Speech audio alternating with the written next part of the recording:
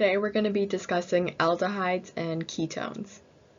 So when we talk about aldehydes and ketones, we're talking about molecules that contain a carbonyl group. Carbonyls consist of a carbon within the carbon chain double bonded to an oxygen atom.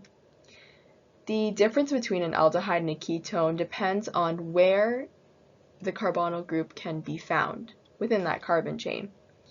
So in aldehydes, the carbonyl group is located at either of the N carbons, so that carbon must also be bonded to at least one other hydrogen atom.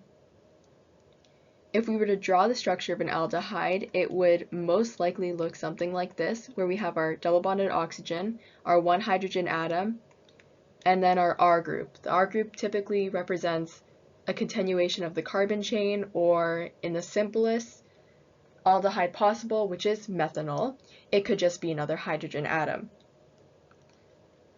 The ending for these aldehydes is al, or al. For ketones, the carbonyl group's carbons is bonded to two other carbons within that chain. So it's considered to be one of the internal carbons. And if we were to draw that, we'd still have that double bonded oxygen, but we would see here that we have two carbons bonded on each side of that specific carbon molecule. The simplest ketone possible is called propanone, where there is a carbonyl located between both N carbons. The ending for ketones is ONE or ONE. So the rules for naming aldehydes and ketones are very similar to what we've already established in previous videos. When naming aldehydes, if they are the functional group with the highest priority, then the base of the word, or its ending, will become that al or al ending. Since aldehydes are always at either of the N carbons, we actually don't need to include their position number when we're naming them. We just assume that it's bonded to carbon number 1, but as a result, we have to number the rest of the chain in the right direction based off of where our aldehyde is found. In cyclic structures, the name will change slightly. We'd use the suffix carbaldehyde if we happen to have a cyclic aldehyde. But if we have a compound where the carbonyl group is not the highest priority, then we'd include it with the other substituents, and if it's an aldehyde, we have to indicate its position number, and we just write oxo to represent it. So when we're naming ketones, then we have to use that ONE or ON ending if it's the group with the highest priority. We'll want to number the rest of the carbon chain such that the carbonyl group for this ketone is assigned the lowest possible carbon number. And just like aldehydes, if there's another group that has a higher priority, once again this carbonyl group will still become a substituent and it'll be written as oxo. So both groups have higher priority than all the groups we've discussed before, so that includes our alcohols, thiols, etc.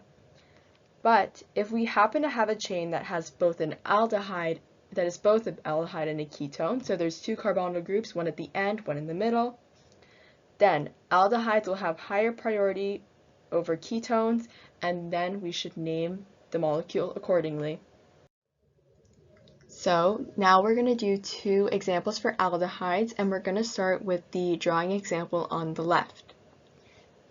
So here first we want to identify our parent chain. We can find that by looking at the parent chain prefix, which is written in right here.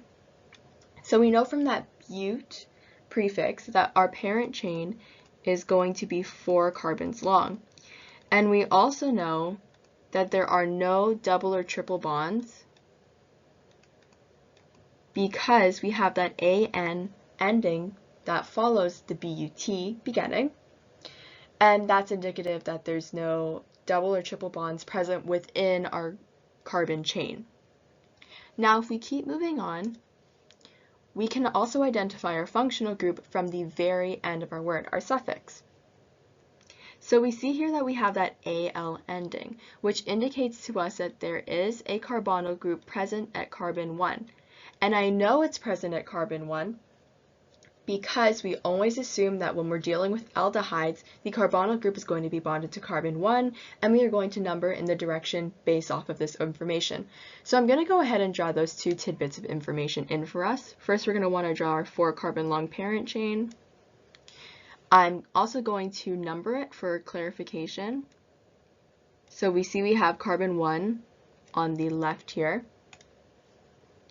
And then we're going to want to draw in our aldehyde, and to do that we're simply just going to draw a double bond to an oxygen atom. And so we're almost done here. All we have left to do is draw in our substituent groups.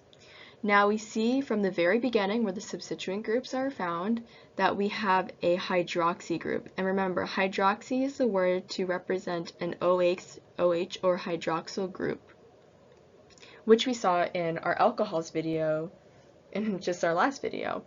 But in this situation, it's a substituent group now because in terms of priority, a aldehyde has higher priority over a alcohol. So that's why hydroxy is written as such. And we also know that it is present at the 2nd carbon location because there's that 2 written before it.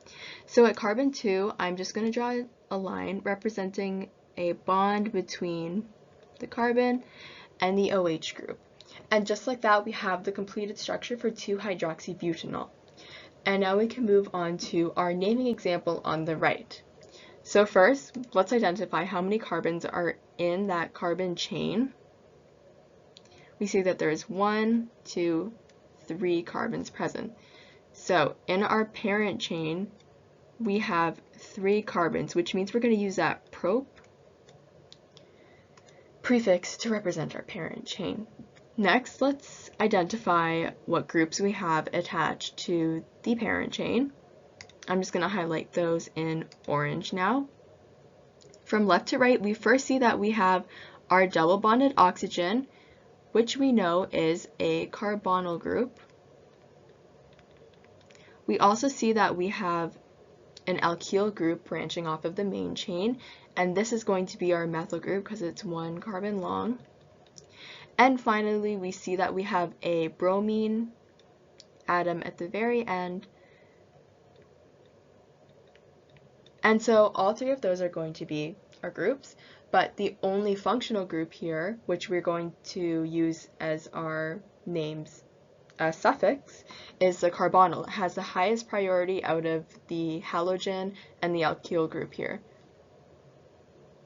So we want to number this chain in the right direction. We have to assign carbon 1 to the aldehyde, so it makes our numbering job actually a lot easier, so we have to number from left to right in this situation.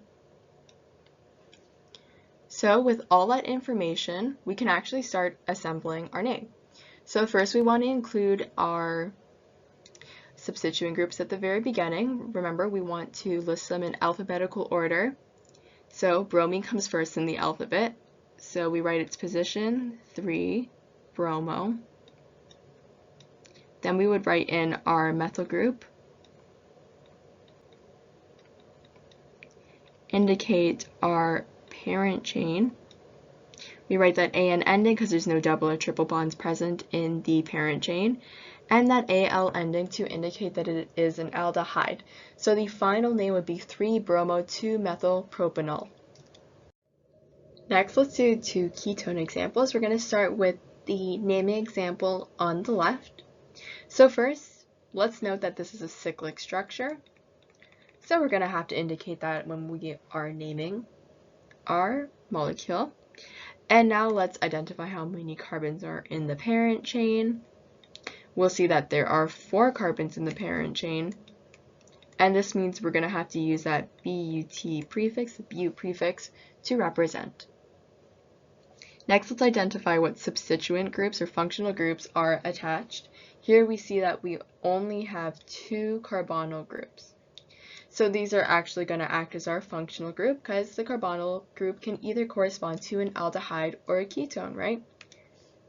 So the next question would be, is it an aldehyde or a ketone? When we're dealing with ring structures where the carbonyl is directly integrated into the ring, it's going to be in its nature for it to be a ketone because naturally all carbons in a ring are bonded to two other carbons, right? So an aldehyde that's part of a cyclic structure would appear slightly different than what's here. So we know that this is a ketone, and we have to use the appropriate ending to represent that it's a ketone. We're going to use that -one ending. And we're going to have to use a plural prefix to represent that there are two of them. And next, I'm going to number the parent chain in the appropriate direction. I'm going to give the carbonyl on the right here carbon 1. You can also give it to the one on the left. It will have the same result because they're the exact same group. And I'm going to number it counterclockwise to give each carbon and each functional group the lowest possible carbon. So we can go ahead and assemble the final name. There's no substituent groups, so we can skip right over that aspect. But first we have to write cyclo to represent that this is a cyclic structure. Then we're going to write in butane to represent our parent chain. Then we need to include the position of each carbonyl, which we see up here. They're both bonded to either carbon 1 or carbon 2. And then we write dione. Di because there's two of the same group, and then one to represent that is a ketone. So our final name would be cyclobutane 1,2-dione. And now we can move on to the example, the drawing example on the right. So first let's identify the length of the parent chain. If we look right at the end, we have that butane right there, so we know that our parent chain is going to be 4 carbons long. So I'm just going to go ahead and draw that in now. And for clarity's sake, I'm just going to go ahead and number the chain right now. So we're going to use this numbering system for all of our other groups attached. So now I want to identify what the functional group for this parent chain is. If we look at the ending, that'll tell us what our functional group is. We see we have that O-N-E ending, so we know that this is a ketone, and there is a carbonyl group present at, its position is indicated right here, at carbon 2. So at carbon 2, I'm just going to draw in a double bond to an oxygen atom. Next, let's identify our substituent groups. At first, we see that we have hydroxy, which again, sorry, I made a little spelling mistake here actually. This should have an R, but anyways, hydroxy represents the OH group, but this time it's acting as a substituent, and it's going to be at the carbon 4 position. So at carbon 4, I'll just draw a line to represent a bond, that's one line guys, to the OH group. And now there's one more substituent group that we haven't accounted for. That is the methyl group, and we know the methyl group is going to be present at the 3rd carbon position. So here at carbon 3, I'm just going to draw in another line, and it'll just stay like that to represent our methyl group. So that is the complete structure for 4-hydroxy 3-methyl 2-butanone. Now, let's look at the properties of aldehydes and ketones. So if we look at a structure that has a carbonyl group in it, well, if we were to actually calculate the electronegativity difference between a carbon and an oxygen, it would be about 1.0, which is pretty high. So we know that the electrons in this bond are not going to be shared evenly, so that means we're going to create a partial charge on each atom. There's going to be a partial negative charge on the oxygen and a partial positive charge on the carbon. So we see that these molecules, they do exhibit dipole-dipole forces.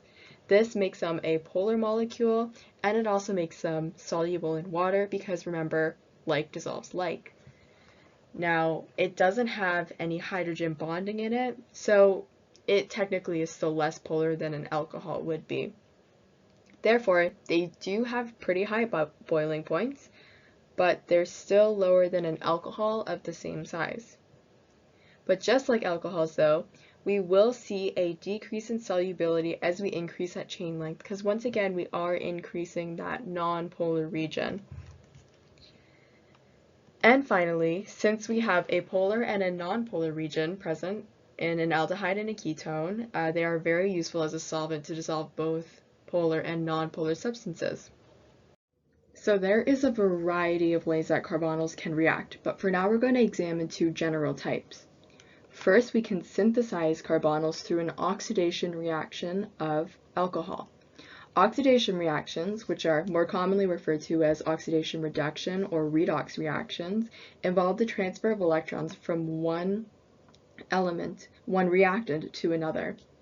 So in this scenario, and this is all we need to really know about oxidation reactions so far, alcohol is going to be partially oxidized, so it's going to lose some electrons to the oxidizing agent.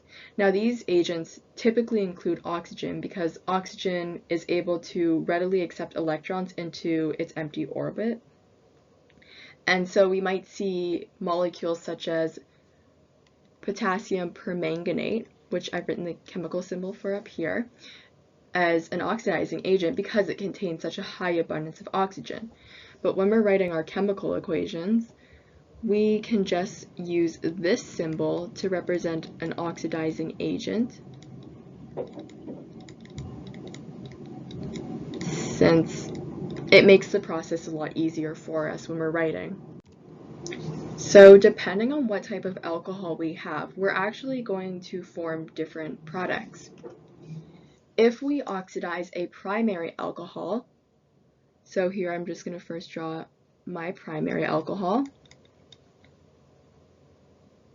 and the oxidizing agent, then we'd see at the site where our hydroxyl group exists, it would be replaced by a carbonyl group. Since we know that in a primary alcohol, the hydroxyl group is always going to be found at an N carbon, as you can see here, then as a result, we're actually going to form an aldehyde. During this process, we also form water as a byproduct as well. So that would be the complete sample chemical reaction for the oxidation of a primary alcohol. So now when we react a secondary alcohol with an oxidizing agent, just recall that in a secondary alcohol, we have the hydroxyl group bonded to the carbon that it's bonded to is going to be bonded to two other carbons. So I've drawn that in here. Here's our oxidizing agent. So when we react it, this time we'd see that we'd actually form a ketone. Because remember, our ketones are kind of composed of those inner carbons per se. And we'd once again form water as a byproduct. So finally, when we try to oxidize a tertiary alcohol, here's my example right here, we see that there's actually no available site at which the carbon can form a double bond at this carbon right here because it's fully bonded to 4 other molecules. So in the first 2 oxidation reactions, there was an available hydrogen at each carbon that we could kind of bump off, and that would allow us to form that double bond, but in this situation, we don't have that availability. So therefore, when we try to oxidize a tertiary alcohol, we don't end up with any products. At least it would be very hard to end up with another product. So up next, we see that aldehydes and ketones can also undergo hydrogenation reactions to form alcohols. So we can think of these as essentially the opposite of an oxidation reaction. But for both aldehydes and ketones, we are going to require high heat, high pressure, and a catalyst in order to proceed with these reactions for them to go forward. So for aldehydes, when we react an aldehyde with hydrogen gas, and just on the arrows I'm going to write down the conditions that are required for this reaction to proceed, which is our high heat, pressure, and a catalyst. we are going to see that we end up with an alcohol, but take a look at the position of our carbonyl and hydroxyl group. Our carbonyl group is going to be replaced with a hydroxyl group at an N carbon. So we're actually going to see the formation of a primary alcohol from this reaction. And so just to summarize, for a hydrogenation reaction of aldehydes, we are going to produce a primary alcohol. So next, for the hydrogenation reaction of ketones, here's our sample ketone right here. When it reacts with our hydrogen gas, once again, I'm just going to write the conditions for the reaction on the arrow. We are actually going to see drew one extra line. We are going to see the production of a secondary alcohol, where once again our carbonyl group is basically replaced with a hydroxyl group. And so, to summarize a hydrogenation reaction for ketones, we are going to see that a ketone, when it reacts with hydrogen gas, forms a secondary alcohol. And that concludes everything for today's lesson on aldehydes and ketones.